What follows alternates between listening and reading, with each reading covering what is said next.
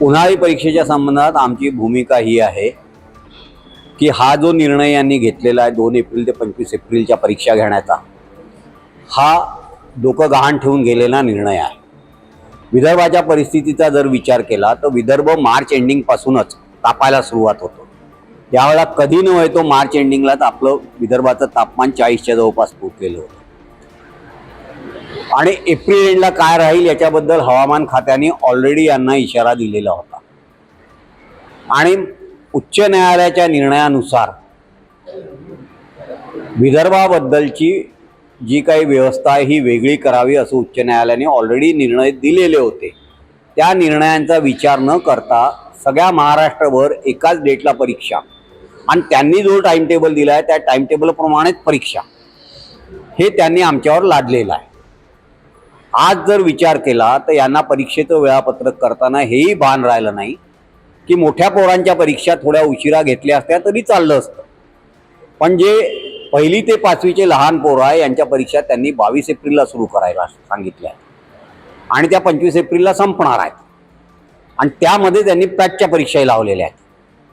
आपल्या इथे साधारणतः उन्हाळ्यामध्ये परीक्षा ज्यावेळेला घेतो त्यावेळेला आपल्या पेपरच्या वेळा 7:30 ते 9:30, जास्तीत जास्त 10-10:30ला आपण मुलांना सोडून देतो. उन्हाच्या आधी ते घरी पोचले पाहिजे. पण यांनी जे आम्हाला टाइम टेबल दिला आहे त्याच्यात सकाळीच आधी शाळेचा पेपर, त्याच्यानंतर यांचा पॅटचा पेपर आणि हे दोन्ही पेपर संपताना साधारणतः 11:30 वाजता. मग 11:30 वाजता हे पोरं घरी जातील त्यावेळेला हे घरी पोचताना साधारणतः 1 वाजता. अशा याच्यात जर 40 आणि 42 आणि 43 टेम्परेचरमध्ये पोरं गेले आणि यांचं काही कमी जास्त झालं तर याला जबाबदार कोण? कारण कायद्यानुसार असं म्हटलेलं आहे की पोरगा घरीनं निघाल्यानंतर तो घरी पोचोस तर सर्वस्वी जबाबदारी ही शाळेची किंवा संस्थेची असते. म्हणजे उद्या निर्णय तुम्ही घ्यायचे आणि जबाबदारी आमच्यावर ठोकायची हे आम्हाला मान्य नाही. त्याच्यामुळे आम्ही हायकोर्टात गेलो होतो. हायकोर्टाने त्यांच्याच परिपत्रकातले जे वाक्य आहेत की स्थानिक परिस्थितीचा विचार करून शिक्षणाधिकाऱ्यांनी उच्चपदस्थांची मंजुरी घेऊन या वेळापत्रकात बदल करावा, त्या पद्धतीने यांनी बदल करावा असे आदेश कोर्टाने दिलेले आहे. त्याबद्दलचे जे आदेश आणि आमचं निवेदन आहे ते आम्ही दोन्ही शिक्षणाधिकाऱ्याने उपसंचालकांना देऊन आलेलो आहोत. आमचं एक्सपेक्टेशन असं आहे की उद्या संध्याकाळपर्यंत यांचा निर्णय यायला हवा. निर्णय जर झाला नाही तर काय मग आम्हाला कोर्टामध्ये यांच्या विरुद्ध अवमान याचिका दाखल करावं लागते. पॅटचा जो निर्णय घेतला आहे, पॅटच्या परीक्षेचा निर्णय त्यांनी घेतलेला आहे. या दरवर्षीच होतात. मागच्या वर्षीपर्यंत 2 किंवा 3 एप्रिलला पॅटच्या परीक्षा संपून जात होत्या. आत्ताही याच्या आधी 3 परीक्षा झाल्यात, आता ही 4थी परीक्षा आहे.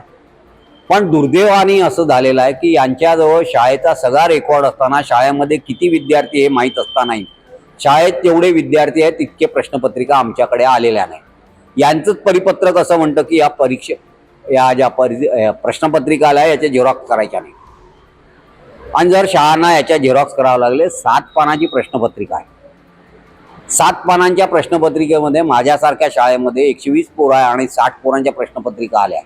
60 म्हणजे 420 एका दिवसाचे, असे 3 पेपर आहेत. 1200 पेपरचे मला जर हे करायचे असतील तर याचा खर्चही अनुदानाला पात्र राहणार नाही असं त्यांनी सांगितलं आहे. मग हा खर्च कोणी करायचा याचं उत्तर मात्र ते देत नाही आहे. जबाबदारी फक्त परिपत्रकानुसार शिक्षणाधिकारी आणि प्राचार्य डायट यांची आहे.